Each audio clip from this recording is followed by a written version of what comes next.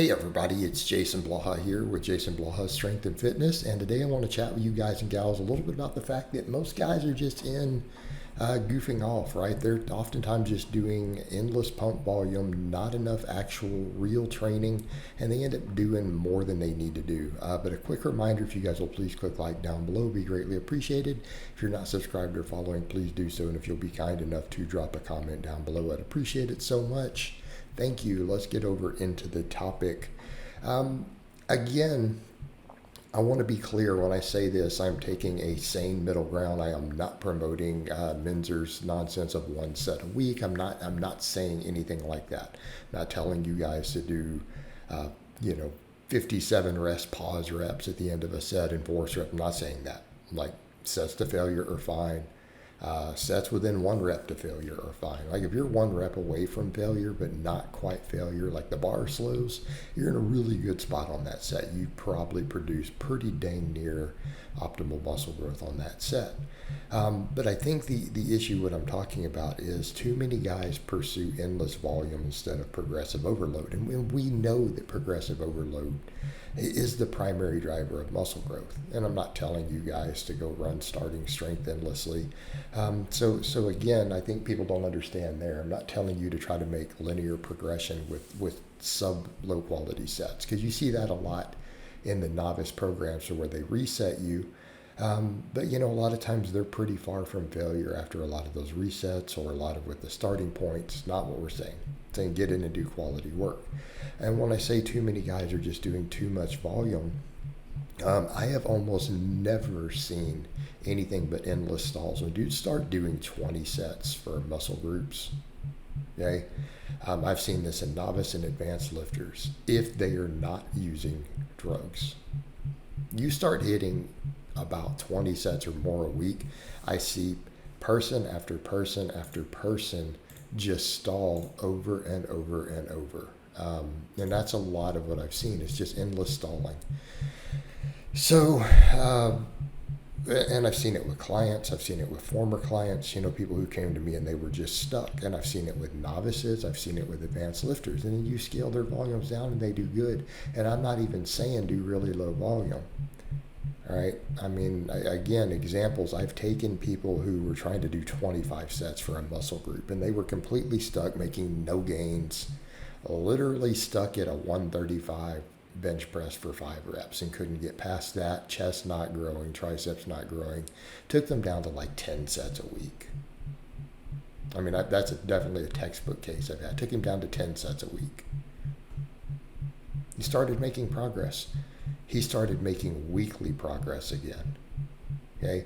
And he put on substantial amounts of muscle. Like I just had him literally almost lean bulk from there, like not even gaining more than a pound a month. The guy recompositioned from there. The same thing, like if you guys remember, client Justin, who we did vlogs, I've done a lot of stuff. Gosh, he came to me over 5 years, like 5.5 years ago. He had been stuck at around a 405 squat, and you guys saw me build him to a 500. Okay. He was stuck at, his conventional deadlift was under 500. We got it up into the 500s, benching, everything went up. He continued to make progress, okay? He was doing the whole over 20 sets of muscle group. He was training for like 2 hours a day, 2.5 hours a day, 5 days a week type stuff. And he was just stuck and making no progress at all. I took him down to, again, even for him, something around 12 sets of muscle group. Okay, and within, keeping in mind, I think we hit about a 425 squat within 2 months. He had never hit a 425 squat in his life. He had been training 12 or 13 years already. Okay, and he has a great physique. So again, we're not even talking just powerlifting, but again, one of those examples of he also understood getting strong for him, drug-free, was going to be the key to gaining more muscle. And I think that's the take home we have to think about with the training volume. Too much goofing off. Are we seeing progressive overload? And I think that's usually our dead giveaway. Your volumes are too high, usually, if we're not seeing any progress. And yeah, I do mean I've literally taken clients down to, like 6 sets a week per muscle group before, and they start making progress. Okay. And in other words, You come in and bench twice a week, 3 sets each, you'll be in a good place there. And again, if the loading is correct, you're good.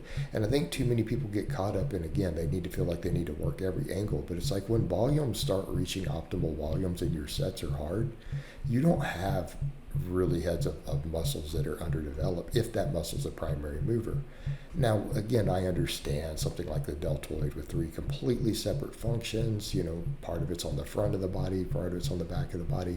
All right, delts are a little more nuanced, but a lot of these other muscles really are not. Okay, they're really not. And if you're doing decent range of motion work and the volume reaches a sufficient level, and again, sufficient, start talking 6 to 10 sets a week of really hard sets, everything's going to grow. But the same thing with all the junk volume. There's been no evidence that, to my knowledge, ever, even in a lab, that compound movements do not cause just as much muscle as isolation in terms of those muscles. We see it in the real world. We see it repeatedly in the lab. Again, not telling you not to isolate your weakest link. Look, you got a muscle you really need to grow. It's not growing with the other stuff. You want to isolate it, by all means do so. I'm not telling you not to. But, are we coming in and just doing endless junk volume? Is it low quality sets? Okay. And by junk volume, meaning is performance degrading. And that's, again, a sign of lack of progressive overload. In other words, you're coming in doing an exercise that if you can't replicate that performance, if it's the first movement of the day, this is a problem. Okay, that's another sign you're into junk volume with exercises. And just volume that's not even helping you grow and just beating up your recovery. That's a perfect, let's say you come in and you do some whatever type of curl. If your performance on it is more than about 10% lower than it would be if you did that exercise fresh, you're not gaining anything from it. Okay, in other words, if you could do 100 pounds for 10 reps on that movement fresh, and you're struggling with 90 pounds for 8 at that point in your session, that's junk volume. You were probably gaining nothing from it. Okay, and I do mean that. It is probably a waste of time at that point. Right? So the thing is, it's like if guys are going to try to do a lot of volume, your workouts are going to need to be real long. Because if you're not replicating, or you're not able to replicate performance similar to where it was when you were fresh, you're just goofing off. Progressive overload, progressive tension is how you gain muscle, not endless volume. All right, guys, but that's really all I have to say on that today. I hope it's been informative, and I'll talk to you guys and gals next time.